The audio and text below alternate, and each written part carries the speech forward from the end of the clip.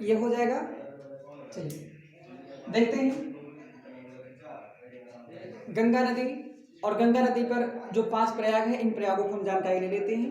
ठीक है, तो हम जानते हैं कि एक सतोपथ ग्लेशियर, सतोपथ ग्लेशियर से एक नदी निकलती है, उसका नाम है अलकनंदा। कौन? अलकनंदा। अलकनंदा है, अलकनंदा। और एक दूसरी नदी आती है जिसका नाम है धौली गंगा। क्या नाम? धौली गंगा। तो आप जानेंगे अलकनंदा प्लस धौली गंगा, धौली गंगा जब ये मिलते हैं तो एक दूसरे से जब नदियां मिल जाती हैं तो उस नदी जब मिलती हैं तो इस नदी के मिलन स्थल को हम कह देते हैं विष्णु प्रयाग। क्या कहते हैं? विष्णु प्रयाग, विष्णु प्रयाग। ठीक, अब इसमें देखा जाए धौली गंगा और अलकनंदा, इन दोनों में देखा जाए गहरी कौन है, तो आप जानते हैं जो अलकनंदा है इसका प्रवाह क्षेत्र ज्यादा है ना। जिस नदी का प्रवाह क्षेत्र ज्यादा होता है या और गहरा होता है उसी को हम मुख्य नदी मानते हैं। ठीक है, इस प्रकार से यह नदी अब आगे अलकनंदा के नाम से बहती है और ये धौली गंगा इसकी सहायक बन जाती है। ठीक, सहायक नदियां क्या होती हैं, तो आप जानेंगे जब कोई नदी किसी नदी से मिलती है तो उसमें से जो नदी बड़ी होती है वह नदी मुख्य, और जो छोटी होती है अर्थात गहरी कम होती है उसे हम क्या कहते हैं? उसकी सहायक नदी कह देते हैं। ठीक, तो याद रखेंगे ये आपकी अलकनंदा बढ़ती है आगे अलकनंदा के नाम से। इसमें आकर के आगे फिर मिलती है एक नदी का नाम, उसका नाम नंदाकिनी नदी है। क्या नाम? नंदाकिनी। नंदाकिनी मिल जाती है। जब इसमें नंदाकिनी मिलती है तो उसमें नंदाकिनी और अलकनंदा के मिलन स्थल को आप याद रखेंगे नंदाकिनी से नंद प्रयाग। कौन? नंदाकिनी नदी तो मिली तो नंद प्रयाग। आगे दूसरी नदी आती है पिंडारी ग्लेशियर से निकल कर आती है पिंडारी नदी। कौन सी? पिंडारी नदी। और जब पिंडारी नदी आपकी मिलती है अर्थात पिंडारी नदी आपकी मिलती है अलकनंदा से, तब जब जो प्रयाग बनता है उस प्रयाग को हम कहते हैं कर्ण प्रयाग। क्या नाम देते हैं? कर्ण प्रयाग। ये हो गए। ठीक है, गंगा नदी में गंगा से पहले की नदियां। अच्छा, अब आगे देखते हैं कुछ नदियां आती हैं जिनमें से एक महत्वपूर्ण नदी है जिसका नाम है मंदाकिनी नदी। कौन सी? मंदाकिनी। मंदाकिनी और अलकनंदा, ये अलकनंदा और मंदाकिनी जब दोनों एक दूसरे से मिलती हैं, जिस स्थल पे मिलती है उसका नाम हम देते हैं, उसे कहते हैं रुद्रप्रयाग। क्या नाम? रुद्रप्रयाग। ठीक है, और आगे बढ़ते हैं तो हरिद्वार से पहले एक और नदी आकर के मिलती है जिसका नाम भागीरथी। क्या नाम? भागीरथी। और यह भागीरथी जब मिलती है अलकनंदा से तो उसका नाम आपका पड़ जाता है देवप्रयाग। क्या नाम? देवप्रयाग। ठीक, क्या होगा? बंद होगा। ठीक है, देवप्रयाग पड़ जाता है। कोई समस्या? तो 5 प्रयाग आपको रट जाएगी। कैसे? विष्णु, नंद, कर्ण, रुद्र, देव लग जाएंगे। पहले विष्णु प्रयाग, भगवान विष्णु है ना। फिर उसके बाद नंद प्रयाग, तो विष्णु नंद, नंद के बाद कर्ण लग जाएगा। और कर्ण कहाँ हो गए थे? गुस्सा गए थे, गुस्सा गए थे मतलब रुद्र हो जाएगा। रुद्र का मतलब किसकी पर है? शंकर की। ठीक है, रुद्र और देव लग जाएगा। तो 5 प्रयाग याद रखे रहेंगे, विष्णु, नंद, कर्ण, रुद्र, देव। रुद्र का मतलब शंकर, शंकर क्या थे? देव थे। ठीक, ये हो जाएगा। तो विष्णु, नंद, कर्ण, रुद्र और देव, ये 5 प्रयाग आपके मात्र को लग जाएंगे। किन नदियों से बनते हैं आप देख लीजिए। एक छोटा सा जो है प्रयाग याद रखना, शायद पेपर में पूछ लिया जाए, निम्नलिखित में से कौन सा अलग है या कुछ भी हो। विषु की गंगा, विषु की गंगा और ये मंदाकिनी नदी जो आपकी क्या लिखा है? चौराबाटी ताल झील, इससे निकल के आती है। ये दोनों नदियां एक दूसरे से जहां पर मिलती हैं उसे हम नाम देते हैं सोनप्रयाग। क्या नाम? सोनप्रयाग। ठीक, ये गंगा नदी से पहले के महत्वपूर्ण प्रयाग हैं। और जहां पर ये देवप्रयाग बन जाता है, इस देवप्रयाग से जन्म होता है गंगा नदी का। क्या नाम? गंगा नदी का लग जाएगा।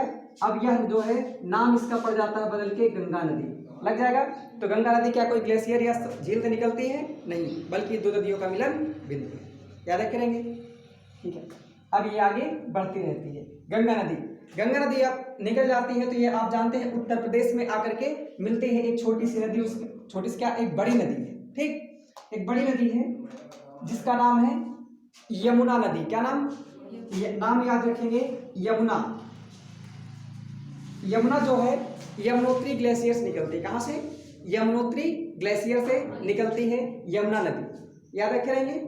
यमुना की बड़ी भयंकर भयंकर नदियां हैं जो इसके सहायक नदियां, जिनमें से एक प्रमुख नाम आता है चंबल नदी। कौन सी, चंबल नदी। चंबल नदी के तट पर जो है चंबल नदी के तट पर आपका राजस्थान का कोटा शहर स्थित है। कौन, कोटा शहर स्थित है, ठीक है, राजस्थान का कोटा शहर चंबल नदी के तट पर स्थित है, याद रख लेंगे, ठीक। चंबल नदी जो है ये देश में सबसे बड़ी बीहड़ का निर्माण करती है। अच्छा, याद रखे रहेंगे, ये चंबल नदी हो जाएगी, हो जाएगा, ठीक। तो यमुना हो जाएगा, यमुना नदी। कभी कभी पूछा जाता है यमुना नदी के तट पर कौन कौन से प्रमुख नगर स्थित हैं, है ना। तो यमुना नदी में एक महत्वपूर्ण नगर जिसका नाम दिल्ली है, अपनी राष्ट्रीय राजधानी क्षेत्र दिल्ली, किस नदी के तट पर है, यमुना नदी के तट पर है, ठीक। दूसरा महत्वपूर्ण अपना कृष्ण की नगरी यमुना, ये क्या बोलते हैं, मथुरा, क्या, मथुरा, मथुरा किस नदी के तट पर है, यमुना नदी के तट पर, ठीक है। और बाकी बहुत कुछ है, लग जाएगा। कन्नौज भी है, आप जानते हैं, तो इनको याद रखे रहेंगे। जो गंगा और यमुना जहां पर मिलती है उसका नाम होता है प्रयागराज। क्या नाम, प्रयागराज। ऐसा माना जाता है कि यहाँ पर एक नदी और मिलते हैं जो अदृश्य रूप में, जिसका नाम सरस्वती है। क्या, सरस्वती, लग जाएगा। सरस्वती को नदी तमा या माते तमा कहा गया है ऋग्वेद में। ऋग्वेद की सबसे पवित्र नदी सरस्वती को माना जाता है ना। ऋग्वेद की सबसे पवित्र नदी सरस्वती को माना जाता है। ऋग्वेद में गंगा नदी का कितनी बार वर्णन है, मात्र एक बार, याद रखे रहेंगे, मात्र एक बार गंगा नदी का वर्णन है, ठीक। आगे जब ये गंगा नदी आगे बढ़ती है तो आगे बढ़ने के बाद ये पश्चिम बंगाल में, ये बांग्लादेश में प्रवेश कर जाती है। आप जानते हैं बांग्लादेश, लेकिन बांग्लादेश से प्रवेश करने से पूर्व एक नदी छोटी सी है जो निकल जाती है जिसका नाम होता है हुगली नदी। कौन सी, हुगली नदी।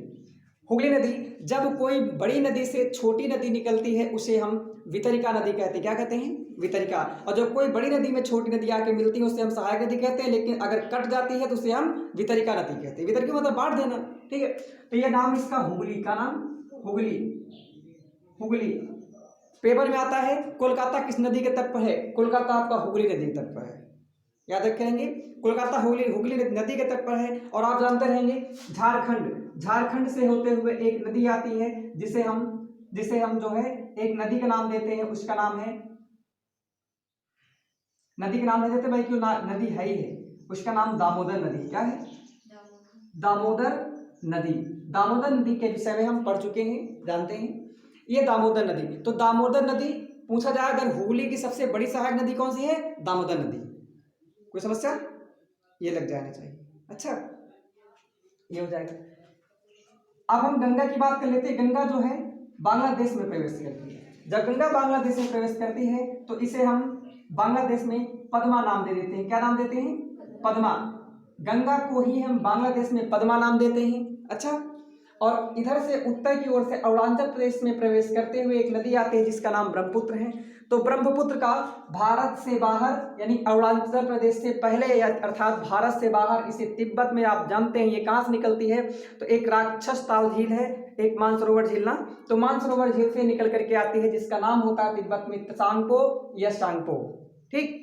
ये तिब्बत में इसको हम त्सांगपो या सांगपो के नाम से जानते हैं, किसको, ब्रह्मपुत्र को। और यह ब्रह्मपुत्र जब भारत में प्रवेश करती है अर्थात अरुणाचल प्रदेश में प्रवेश करती है, आप जानते हैं यू आकार की इस प्रकार से ये घाटी का निर्माण करती है ना, यू आकार के गार्ज का निर्माण करते हुए जो है भारत में प्रवेश करती है। तो इसका नाम अरुणाचल प्रदेश में हम कहते हैं दिहांग। क्या नाम है, दिहांग, लग जाएगा, दिहांग नाम जानते हैं। और जब यही नदी आगे बढ़ती है, आगे बढ़ने के बाद प्रवाह तक पढ़ेंगे, ज़्यादा कुछ नहीं, ये आगे बढ़ती है, जब यही हम असम में प्रवेश कर जाती है, असम की सीमा में, तो असम की सीमा में इसका नाम हो जाता है ब्रह्मपुत्र। क्या नाम, ब्रह्मपुत्र, ठीक है। और जब यही ब्रह्मपुत्र नदी आगे चल करके बांग्लादेश में प्रवेश कर जाती है तो इसका नाम पड़ जाता है जमुना। का नाम, जमुना, याद रखेंगे। और ये जमुना और गंगा, ये नदी दोनों मिलते हैं बांग्लादेश में, ठीक, बांग्लादेश में मिलती हैं। तो आगे ये बढ़ती हैं किस नाम से? पद्मा के नाम से। किस नाम से? पद्मा के नाम से। क्योंकि आप देखेंगे तो जो ब्रह्मपुत्र नदी है और गंगा नदी है, गंगा नदी ब्रह्मपुत्र से ज़्यादा गहरी है, ठीक, और हमने बताया जो जिसका प्रवाह क्षेत्र और गहराई आज ज़्यादा होती है वह मुख्य नदी बनती है। तो आगे गंगा नदी परिवर्तन नाम पद्मा हो गया, पद्मा के नाम से आगे बढ़ेगी, लग जाएगा। लेकिन देखा जाए इसी के बगल से एक नदी और आती है पद्मा के बाद आगे मिलती है, उसका नाम मेघना नदी। क्या नाम? मेघना। और मेघना नदी जब आती है तो मेघना नदी जब मिल जाती है तो इसका नाम पड़ जाता है मेघना। तो ये मेघना के नाम से जाकर के बंगाल की खाड़ी में अपना पानी ये गिरा देती है, ठीक। और पानी जब गिरा देती है तो पूरी तरह से ये आगे वितरिका बहुत सारी वितरिका नदियों में बढ़ जाती है, जिस प्रकार से बंगाल की खाड़ी में बहुत बड़े जो है द्वीपों का निर्माण होता है, लग जाएगा। इसे हम सुंदरवन डेल्टा के नाम जानते हैं। इस प्रकार से जानते हैं आप पक्षियों का पंजा होता है, इस प्रकार से इसे जो है पंजाकार डेल्टा कहते हैं, लग जाएगा। ये आप जानते रहेंगे, ठीक। बस इसके बाद आगे बात नहीं, लग जाएगा।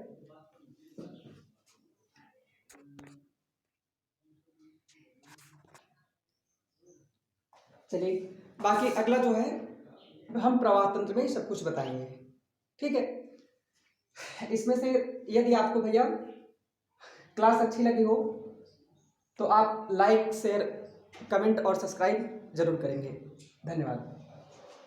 हो जाएगा।